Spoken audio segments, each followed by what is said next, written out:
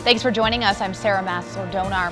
Republicans in Wisconsin are backing a new effort to encourage conservative voters to vote early. It's a major departure from the party's message over the last several years that early voting is ripe for fraud. The Republican National Committee launched the initiative in June, which is called Bank Your Vote. It's focused on absentee and early voting. Wisconsin will be the first state to build out this early voting effort. Here's the committee's chairwoman announcing the initiative last month. To win close elections, we need to close the gap on pre-election day voting. That's why we're launching the Bank Your Vote initiative. Bank Your Vote encourages, educates, and activates Republican voters on when, where, and how to cast their ballot before Election Day.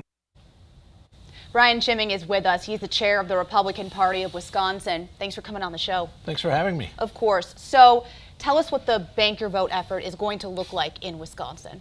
The Wisconsin Bank Your Vote effort is really going to be a whole new initiative for us. We've always tried to get conservatives and Republicans to vote early, but now we are in the first state in the nation to partner with the Republican National Committee and ramp up our own effort. And so it's really a state and national effort to say to right of center voters in this state, look, vote early, get the vote in, and then we can take our resources, instead of spending them on people who we know will vote for us, we just got to get them there to go out and get new voters, or what they call low propensity voters, people who don't vote that often. And so it's a way for us to enlarge our base and to get people to definitely vote. Obviously an important factor going into a presidential election year. And that effort, is it going to be outreach? Will people see, the booths out at the fairs, or is it going to be word of mouth, social media? How will that look? It's going to be all such things. It'll be social media, it'll be outreach at events clear across the state, everywhere from Madison to Milwaukee to Green Bay, Wausau, Eau Claire. It'll be all over the state. We'll be showing up at events, maybe that we haven't seen before. But really, it's an effort to say to people, look, vote early, take the opportunity to vote early, and after January 1st, actually, you'll be able to vote or request an absentee ballot for all 4 elections next year: February, April, August, and November. So it's a good opportunity for us to expand our base, and we're going to do it. So you said, encouraging people to vote early is something you've always done. Well, maybe that was happening, but the loudest voices recently have been criticizing early voting. And even before the 2020 election, there have been efforts in Wisconsin to, cut down on early voting a little bit. So I want to ask you, this is a very drastic about face in that message. So why the change? Well, we've had early voting programs actually for a long time. The truth of it is that we've had them for a long time. But for us, I always say, think about this. We've had 11 races in 23 years in this state of 6 million people that have been decided by less than 30,000 votes. 11 races, that's like lightning in a bottle 11 different times. So we're saying, look, all these races are close, and yet Democrats out-request Republicans about 2-1 for early votes, about 2-1. And so we're saying we want to even that up a little bit. The key number is that Republicans and Democrats respond and return their absentee ballots about at the same number, about 90%. So if I go out there and get a Republican to request an early ballot and return it, I'm a lot farther ahead. Well, for some Republicans who have been hearing the message for the last couple of years very strongly, how do you convince them to vote early? What's that message to them in this outreach campaign to say, hey, you've been hearing that it's ripe for fraud for the last couple of years, now we're telling you to go. How do you change that, and how do you convince them? Really what it is, because part of this is a multi-pronged effort. It's to get people to sign up to be poll workers and poll watchers, as both parties can do. So we want to get people to sign up to watch the process and participate in the process like we've never done before. So a lot of it is that, saying, look, we can have our eyes on the prize, literally be part of the process as Democrats do.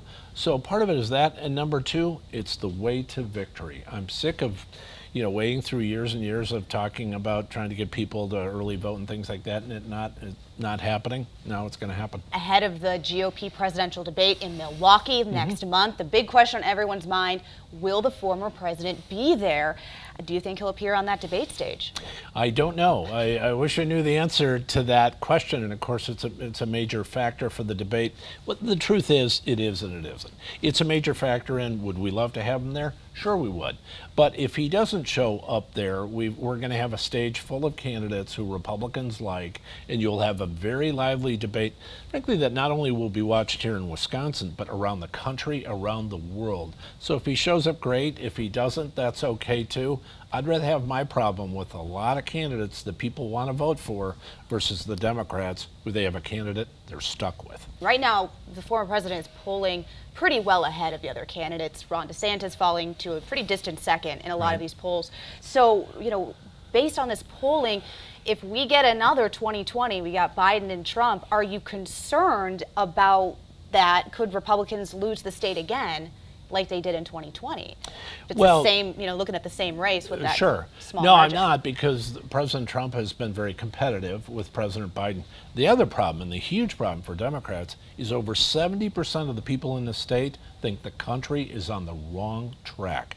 That's a huge problem for President Biden, and they also think that his vice president is the wrong person as well. So for them to win in Wisconsin, not only do they have to beat Donald Trump or whoever the Republican nominee is, but they have to avoid losing it themselves, because people are not happy with Joe Biden and Kamala Harris. So as I say, I think this is going to be a competitive race. It's Wisconsin, right? I always say we're not one of 50 states, we're one of 5. We're truly one of 5.